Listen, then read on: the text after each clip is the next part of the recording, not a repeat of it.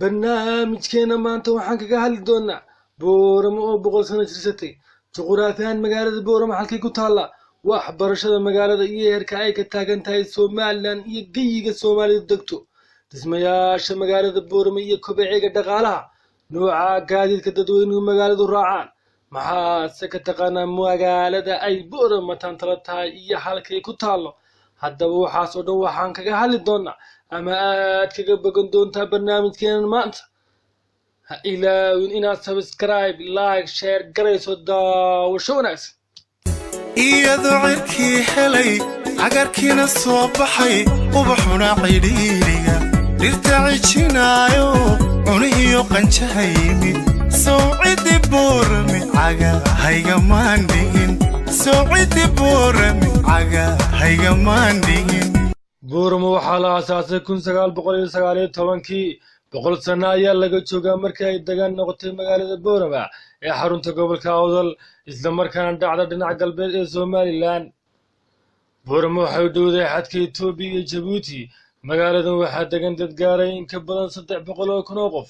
booramo waxay ka mid tahay magaalooyinka ugu taariikhda dhulka Soomaalidu ay degto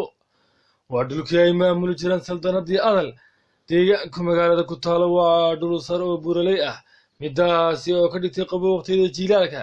magaalada booramo waa saldhigga waxbarashada dalka Soomaaliya waxaa ku yaala dugsiyo kale iyo jaamacado badan midaas oo sababtay in booramo loo bixiyo hoyga waxbarashada shacabka Soomaaliyeed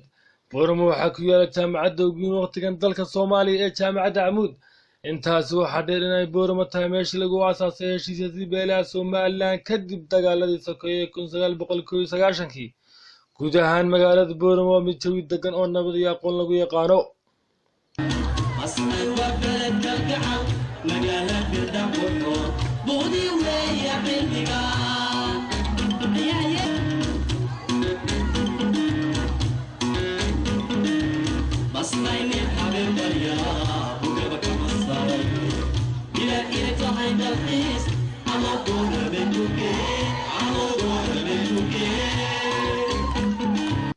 dhaqaalaha magaalada boorama waxa uu ku tiirsan yahay xoolaha iyo beeraha oo magaalo ku dadaasho horumarka sidoo kale waxay leedahay hoteelo aad u casriyeysan sida Sow iyo Rays Hotel oo hoteelada Soomaaliland u qurxoon inkastoo ay magaaladan ka tirsan tahay dalka Soomaaliland oo ixtiraaf ka haysan dunida haddana dhaqaale fiican bay leedahay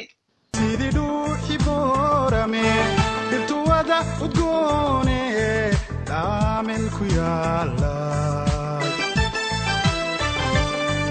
ubawada dalaalo dambaladu asaadeen dhexdu ay gudu tahay booramo waxay ka mid tahay magaalooyinka aad u soo koraya magaaladan waa magaalo ay dhismo badan ka socdaan waxay ka mid tahay magaalooyinka ugu quruxda badan Soomaaliland waa magaalo leh garoon diyaareed booramo waxay ka mid tahay magaalooyinka ugu cimilada wanaagsan geeska Afrika waana meel ay aad uga helaan dalxiisayaashu waa meel biyaha aad ugu qani ah booramo magaalada kaliya ayna saameyn dagaaladii sokeeye ee ka dhacay dalka waa magaalo aad u nabad badan iyadoo ay ajaanibtu aad u jecel yihiin booramo waa magaaladii lagu aasaasay dowladda Soomaaliland iyadoo cirkii helay cagarkiina soo baxay ubaxuna cidhiidhiga dhirta cijinaayo cunihiyo qanjahayimid sawcidi boorami cagahayga maandhigin sawcidi boorami cagahayga maandhigin meesha ay ku taalo magaalada boorama waa dhul buuraley oo mararka qaar dhulgariir ka dhaco booramo waa magaalada kaliya ee ugu dhulgariirka badan waddanka Jamhuuriyadda Soomaaliland iyadoo dhulgariirada ugu badnaa ay ka dhaceen booramo sanadku markuu 1980 waqtiga oo magaalada booramo ay ka dhaceen dhulgariiro aad u fara badnaa sidoo kale waxaa la dareemay sanadkii 2011 dadku camal macaana gobsana cudoona isigoodu badanaha dadku camal macaana gobsana cudoona isigoodu badanaha magaalada booramo ay ku taalo waa meel qabow adag ka dhaco waqtiyada jiilaalka ee u dhaxeeya bilaha November ilaa February waana meel jawigeedu isbedelo sidoo kale magaaladu waxay leedahay dhul daaqsimeed iyo caws badan oo xayawaano badan ku nool yihiin juqraafi ahaan magaalada boorame dadka ku nool waxay degan yihiin ama ay xuduud la leeyihiin 3 beelood oo ka mid ah beelaha Soomaalida ciise oo dhanka Jabuuti isaaq oo ay dhanka Soomaaliland isla degaan iyo ogaadeen oo Itoobiya wada degaan taasina waxay ka dhigtay dad dhaqan kasta fahmi kara furfuran oo ka hilbaxsan reeraha kale